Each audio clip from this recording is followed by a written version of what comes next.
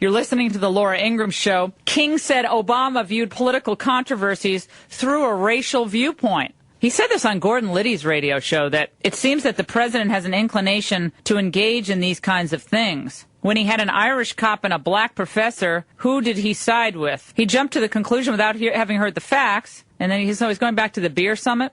No, he's joining us now. Hey, Steve, how are you? Good morning, Laura. How are you doing this morning? Do you have any regrets about your comments that you made on Gordon Liddy's show about the president caring more about black people than other people? Are you stepping back from those comments at all? Not at all, Laura. And you know, the Media Matters put a period in the middle of my sentence and struck everything else that I said and wrote a story off what they wished I would have said.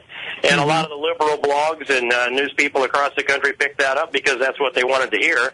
I would say the professional hyperventilators from the left went to work. And of all the media that's come out on that, not even a leftist liberal has actually made an argument against what I said.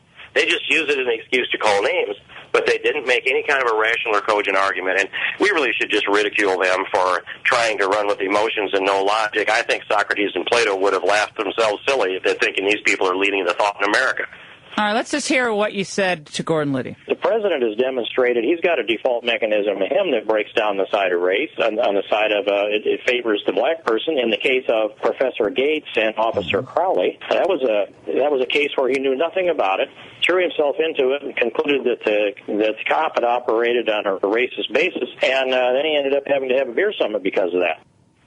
Congressman, I don't want to beat a dead horse here, but that comment goes to, I think, the president's inclination to be, I mean, he has to be politically correct, right? I mean, he's always going to come down on the side of whatever's politically correct in any given situation. And like we've hammered Michelle's comments about, you know, Barack is black, he could get shot going into a gas station during the campaign, and some of the other outrageous Eric Holder comments about race. But what about that soundbite we just played was inaccurate?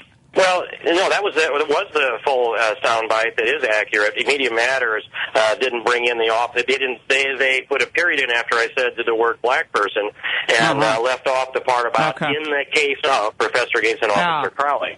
Are there other examples? Are there other examples that you have where he's done that?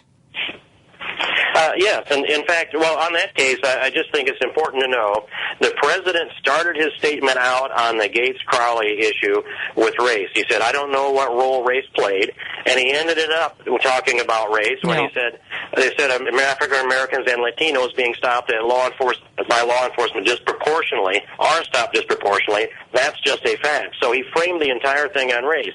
But then going down to Arizona, he made the case about an Hispanic that could be taking their kid out for ice cream and focused that on race. And then I would go on. Eric Holder admitted before the Judiciary Committee that the president had ordered him to use the Justice Department to seek to invalidate Arizona's immigration law.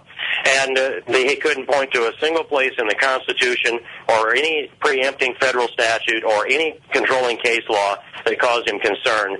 But they focused that on race, and they said it's because it's racial profiling, even though I find 6 places in Arizona's law where it says they can't use profiling.